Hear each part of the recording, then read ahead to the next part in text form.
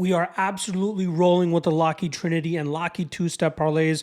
As the prior event to the UFC, we had Miktabek Orobai and Brendan Allen for plus 106 on the Locky two-step, and then completing the Locky Trinity, we had Jose Johnson cashing in so we can cash that three-legger at plus 209. If you guys missed the announcement on the Lockcast earlier this week, I stated that if you wanted to get the Locky Trinity and Locky two-step even earlier on the week, most likely on Mondays, you guys can check out the Lock of the Night Patreon page on the free portion of it. So you don't even have to sign up for it.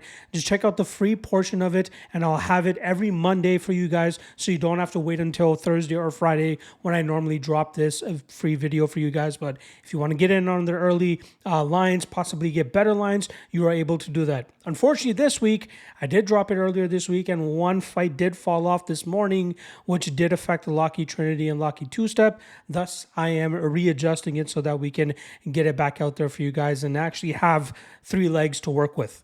All right, let's get into the first leg of the Locky two-step, or the first step in the Locky two-step, and it's going to be Wellington Turman as he takes on Jared Gooden.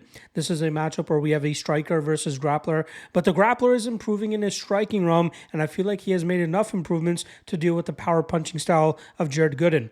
I don't believe Jared Gooden is a UFC level fighter, maybe a bottom of the barrel guy, but I don't think he is one that can go out there and challenge or stand up to the grapple heavy approach that Turman will be looking to implement. If Turman just utilizes his cage clinch and eventual takedowns, I think that will open up a submission opportunity for him within the first two rounds of this matchup, which is why I like him as the first step in the Locky two-step. The second step, a little bit chalkier here. We're going to go with Joaquim Silva as he takes on the aging and nearly 42-year-old Clay Guida. Joaquim Silva is a very solid fighter who had a pretty surprising performance last time around against Arman Sarukian.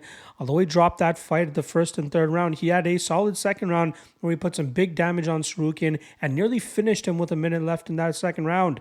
But he's normally a power puncher that likes to move forward and throw his big strikes, but also has a BJJ black belt that he can lean on, and I wouldn't be surprised if he looked to do that here against Guida.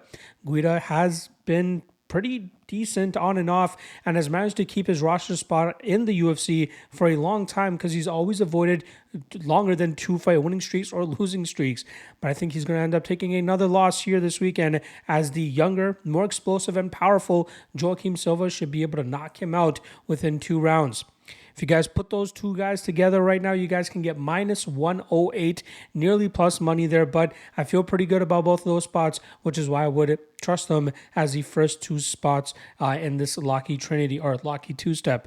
Now moving on over to the Locky Trinity. If you want to add a third leg, let's go a little bit safe here. Let's go with Rodolfo Bellato. You can get him around that minus 400 mark, but I think he is far superior to Ihor Potieria, who in my opinion has gotten into the UFC by taking the easy route. Unfortunately for him, he's finding out that easy route is not the best way to get into the UFC, considering that you got to fight guys that are way tougher than that, and he's now found that out going 1-2 in the UFC.